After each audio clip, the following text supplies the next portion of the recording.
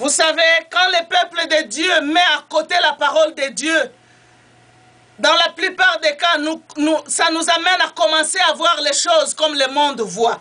La Bible nous dit, ne vous conformez pas au siècle présent. Ne vous conformez pas au siècle présent, mais soyez transformés par le renouvellement de l'intelligence, afin que vous discerniez quelle est la volonté de Dieu, ce qui est agréable et ce qui est bon, agréable et parfait. La Bible, bien aimée, nous pouvons nous conformer, mais la Bible nous dit ne vous conformez pas. En d'autres termes, ne suivez pas la façon de voir du monde. Ne suivez pas la façon dont d'autres gens raisonnent. Ne vous conformez pas à leur façon de voir les choses. Et qu'est-ce que la Bible nous exhorte? Elle dit, mais soyez transformés. Et par le renouvellement de votre intelligence. Notre intelligence a besoin d'être renouvelée pour bien discerner, pour bien comprendre les Écritures. Soyez renouvelés. Soyez transformés, par le renouvellement de votre intelligence. Et cela vous amènera que vous discerniez quelle est la volonté de Dieu. Que vous puissiez discerner ce qui est bon, agréable, ce qui est parfait.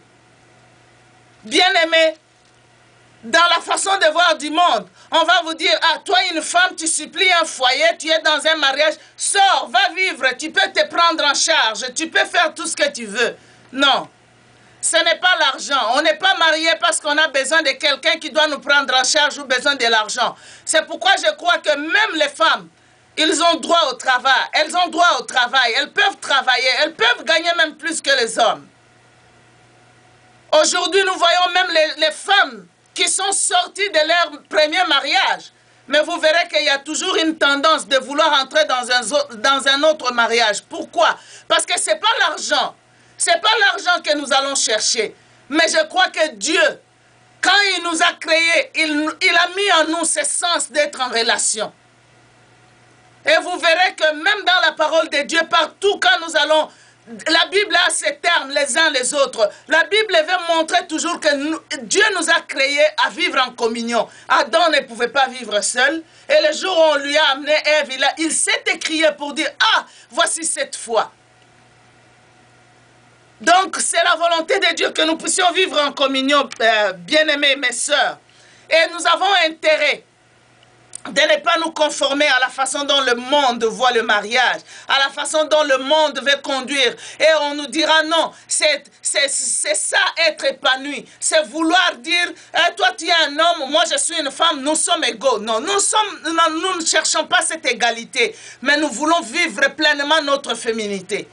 Nous voulons vivre pleinement notre féminité en obéissant à la parole de Dieu. Parce que Dieu nous a créés ainsi et il nous a équipés. Et nous sommes une bénédiction pour ce monde. Et j'aimerais vous dire que le monde ne pourra pas survivre sans que les femmes soient présentes. Mais cela ne doit pas faire de nous à vouloir être comme des hommes, sinon nous perdons même ce que nous sommes. C'est dont Dieu nous a mis et nous a créés et il nous a mis dans ce monde. Et une autre chose que j'aimerais relever ici, en parlant de jeunes filles, aujourd'hui, le monde utilise la femme comme une chose. Et je crois que ça, c'est la chose qui devait nous tiquer et nous faire souffrir le plus. La femme qui a été créée belle, admirable pour la gloire de Dieu, aujourd'hui est devenue l'objet d'une séduction.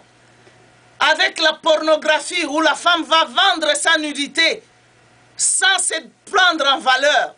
Aujourd'hui, nous voyons même l'habillement de la femme qui devient de plus en plus quelque chose qui l'amène à ne plus avoir de valeur, si je peux dire ainsi.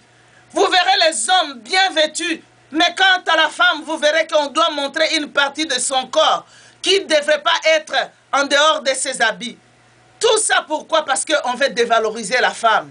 On fait la publicité d'une chose qui n'a rien à voir. Peut-être même un téléphone. À côté, il faut qu'il y ait une femme presque nue. On fait la publicité peut-être même d'une boisson. À côté, il faut qu'il y ait la femme presque nue. Bien-aimés, mes sœurs, nous avons besoin de connaître que nous avons de la valeur. Et nous ne devons pas devenir des marchandises, nous ne devons pas devenir des choses qu'on doit utiliser pour faire plaisir au monde. Nous avons de la valeur et nous avons besoin de conserver cette valeur.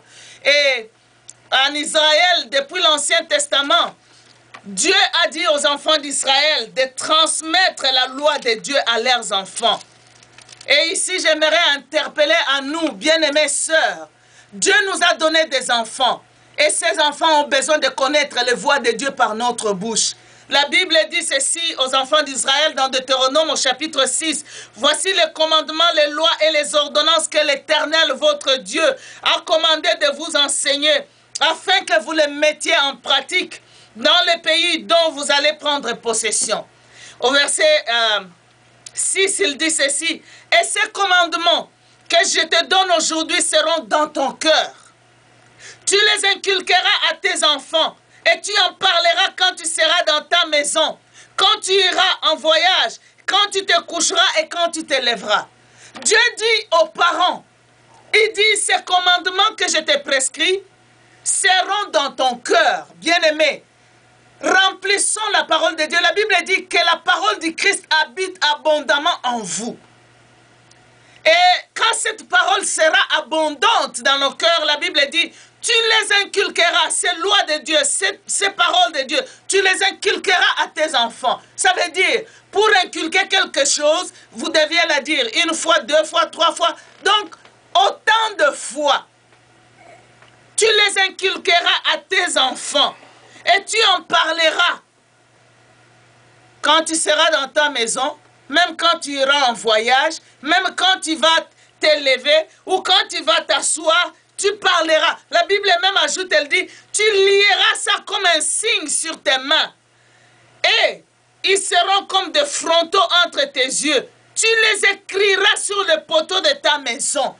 Tu auras même la parole dans le mur de ta maison. Les calendriers de ta maison seront remplis des paroles de Dieu. Même les tasses avec lesquelles tu bois peuvent même avoir des paroles de Dieu. Aujourd'hui, nous avons toutes ces choses-là. La Bible dit, tu inculqueras la parole à tes enfants. Quel devoir pour nous en tant que femmes.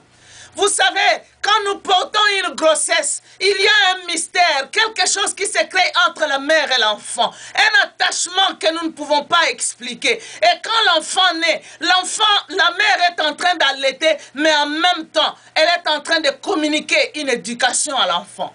L'enfant est en train de grandir. Je n'exclus pas la présence du père, qui doit aussi intervenir et amener... Éduquer l'enfant, parce que les enfants qui ont grandi souvent dans des toits où les parents, le père est absent, on sait voir quel vide il y a dans leur vie. Mais ici je parle de la mère. Elle inculque la parole de Dieu. Elle conduit l'enfant à connaître les Écritures. Elle éduque l'enfant sur les choses qu'elle a à connaître dans la vie courante. Même les choses concernant sa croissance physique et les différentes étapes de la vie auxquelles l'enfant a à faire face.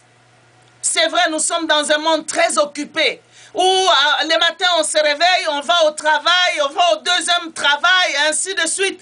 Mais il y a un devoir sacré, celui d'éduquer les enfants, de les amener à connaître le Seigneur. Et nos enfants ne seront plus l'objet de la pornographie, ils ne seront plus l'objet de se mettre nus devant des publicités, juste parce que les gens veulent nous dévaloriser. Nous avons besoin de prendre conscience de cela. Amen. Alléluia. Oui, c'est la volonté de Dieu que nous puissions marcher, jeunes filles. Dieu vous a créé pour un but. Acceptez-vous comme vous êtes. Vous êtes belle. Que personne ne vous trompe que vous n'êtes pas belle. Dieu vous a créé belle parce que vous êtes unique. Vous êtes vous. Il n'y a pas un autre vous quelque part dans le monde, sauf vous. Vous êtes unique et Dieu vous a créé ainsi. Comme les psalmistes confessaient cela, que je suis une créature merveilleuse. Et là, nous lisons Timothée, l'apôtre Paul s'adressant à Timothée, il lui dit de fuir les passions de la jeunesse. Nous allons lire ça dans 2 Timothée au chapitre 2, le verset 22. Fuis les passions de la jeunesse et recherche la justice, la foi, la charité, la paix avec ceux qui invoquent le Seigneur d'un cœur pur. Fuis les passions de la jeunesse. Maintenant, comment fuir ces